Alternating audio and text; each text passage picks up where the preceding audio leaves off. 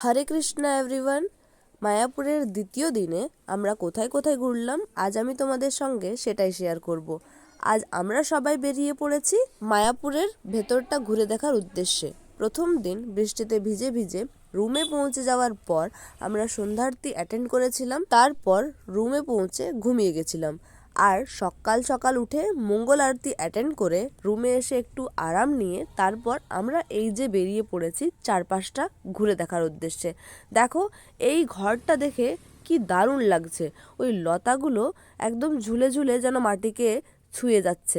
এর আশেপাশে পরিবেশের কথা কি বলবো, পরিবেশটা হচ্ছে মন্ত্রমুগ্ধ করা। আর এই মন্দিরের চূড়োটি সব জায়গা থেকে দেখতে পাওয়া যায়, এত দারুণ লাগে যেন মনে হয় প্রতিটি জায়গা থেকে তার লুক চেঞ্জ হচ্ছে। খুব সুন্দর লাগে দেখতে একে। মায়াপুরের ভেতরে ঘুরতে আমার খুবই ভালো লাগে, কারণ পরিবেশটা একদম শান্ত নিরিবিলি টাইপের। আর এই দেখো আমরা কিন্তু অন্নদা কমপ্লেক্সের পাশ দিয়ে এবং গৌরাঙ্গ কুটিরের পাশ দিয়ে যাচ্ছি। আর এখানে একটি নতুন কটেজ হয়েছে, সেই কটেজটা আজ তোমাদের দেখাবো বাইরের থেকে। দেখো এটা হচ্ছে প্রভুপাদ ভিলেজ। বাইরে থেকে দেখেই বুঝতে পারা যাচ্ছে যে এই কটেজে থাকতে গেলে অনেকটাই টাকা আমাদের খরচ করতে হবে। তাই যদি তোমাদের মনে হয় এখানে থাকবে তাহলে থাকতে পারো। আর এর সামনে রয়েছে কি আমাদের নিত্যানন্দ কুটির, সেখানেও তোমরা থাকতে পারো। আর নিত্যানন্দ কুটিরের পাশ দিয়ে এবারে আমরা যাব গোশালাতে। গোশালাতে যাওয়ার সময় এই যে জলাশয় জায়গাগুলো দেখছো, বৃষ্টি পড়েছে তাই জল জমে আছে। আর বাড়ির লোকেরা এত হুড় করে যাচ্ছে যেন মনে হচ্ছে ট্রেন ধরতে যাচ্ছে। তাই তাদেরকে দাঁড়িয়ে বলছি যে দেখো আশেপাশের পরিবেশটা একটু দাঁড়িয়ে দাঁড়িয়ে দেখো, একে উপভোগ করো।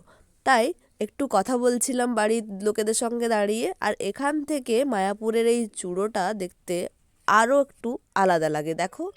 আর যেতে যেতেই দর্শন হয়ে গেল একটি গরুর গাড়ির। তোমরা চাইলে এই গরুর গাড়িতে করেও মায়াপুর ঘুরতে পারো। আমরা পায়ে হেঁটেই ঘুরছি আজকে। আর এই দেখো আমরা পৌঁছে গেছি গোশালাতে। গোশালার নিচে একটু ঘুরে দেখলাম। আর গোশালাটা প্রপার সিঁড়ি দিয়ে উঠে ওপরে অবস্থিত, তাই সিঁড়ি দিয়ে উঠে এবারে আমরা প্রতিটি গরুকে দেখব। কিন্তু যদিও টাইমটা একটু অড হয়ে যাওয়ায় গরুগুলো সব খুলে দেওয়া হয়েছে এবং গরু মাঠে চলে গেছে, তাই গুনে চুনি কিছু গরু এখানে আছে। আর এই দেখো আমার মামিমা যেখানেই গরু দেখেন ওনার কিন্তু গরুর প্রতি এক আলাদাই টান আছে। ওনার সঙ্গে গরুর এক আলাদা টান থাকার কারণটা হচ্ছে ওনার কাছেও প্রথমে একটি গাই ছিল। ইনি হচ্ছেন আমাদের নন্দী মহারাজ। কত করে ডাকলাম নন্দী মহারাজ এদিকে তাকাও এদিকে তাকাও, কিন্তু না, নন্দী মহারাজ রেগেছিল আমার সঙ্গে মনে হচ্ছিল। সে আর চোখে আমাকে দেখছিল কিন্তু আমার কাছে আসছিল না। আর এই গরুটাকে প্রথমে দেখে আমার বাইসন মনে হয়েছিল। বাপিকে বলছিলাম তুমি একবার হাত দিয়ে দেখো তো এটা বাইসন নাকি গরু। সত্যি গরুটা কত বড় দেখো। তারপর এই দেখো ঘুরতে ঘুরতে আবার আমরা পৌঁছে গেছি। আর যেখানে পৌঁছেছি সেখান থেকে একদল ফরেনার গান গাইতে গাইতে বাইরে বেরিয়েছে এবং তারা যাচ্ছে প্রভুপাদের সমাধিস্থলে। তো আমরাও এদের দলে যোগ দিলাম এবং হরে কৃষ্ণা কৃষ্ণ কৃষ্ণ হরে হরে, হরে রামা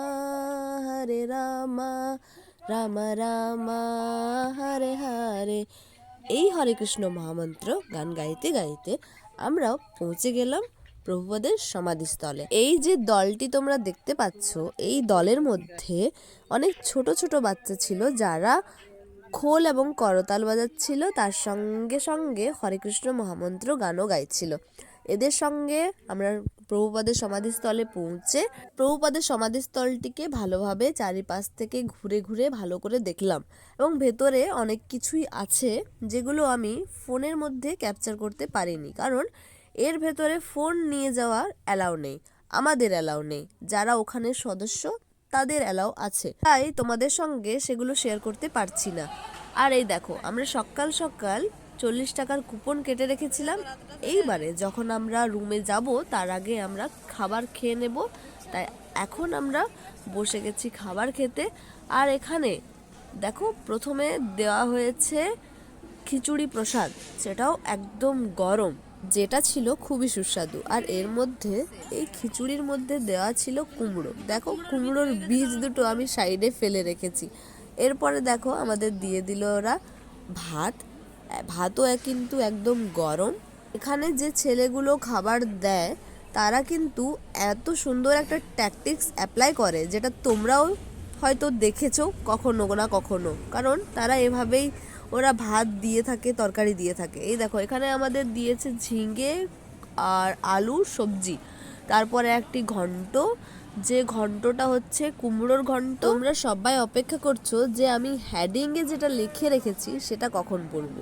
সেটা এখনই বলবো, কারণ আমিও অবাক হয়ে গেছিলাম প্রথমে যখন দেখলাম যে পাতে এটা কি পড়লো ভাই। যখন দেখলাম, দেখো এবার আমার পাতে ওই দুটোই পড়বে, যেটা দেখে আমিও অবাক। তারপরে দেখলাম ভালোভাবে, আরে না, এটা তো হচ্ছে অ্যাকচুয়ালি আমড়া, যেটার চাটনি বানানো হয়, যেটা খুবই সুস্বাদু। আমি কিন্তু ইসকনকে ছোট দেখাতে চাইনি বা কোনো খারাপ মন্তব্য করতে চাইনি, আমি শুধু তাদের ডাউট ক্লিয়ার করতে চেয়েছি যারা ভাবে যে ইসকন এই ধরনের খাবার প্রদান করে থাকে। আমি নিজেও ইসকনকে খুব ভালোবাসি। হরে কৃষ্ণা।